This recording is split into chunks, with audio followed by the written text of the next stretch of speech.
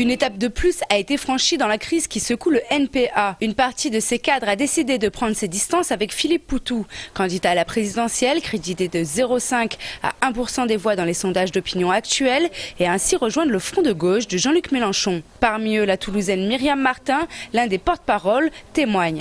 Moi, je démissionnais dimanche dernier, au vu, je dirais, d'un certain cheminement qui est lié à la campagne que mène aujourd'hui le NPA, campagne des présidentielles pour lesquelles je ne suis pas du tout d'accord sur l'orientation qui est suivie, sur la manière de mener cette campagne et sur le fait que cette campagne marginalise le NPA sur la scène politique nationale. Une Myriam Martin très critique à l'égard de la campagne du NPA.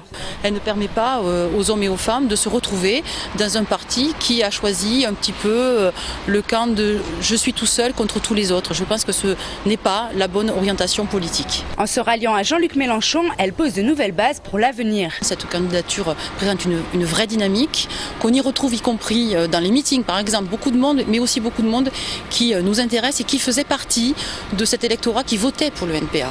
Donc aujourd'hui, cette dynamique, elle est là. Et cette dynamique, elle peut être féconde pour l'avenir et peut-être permettre de construire une vraie gauche de combat rassemblée à gauche du Parti socialiste, indépendante de ce parti et qui porte un projet de société alternatif. Avec Myriam Martin, c'est Pierre-François Gron, ancien bras droit d'Olivier Besancenot, et Hélène Adam, dirigeante historique de la LCR, qui ont choisi également de soutenir Jean-Luc Mélenchon.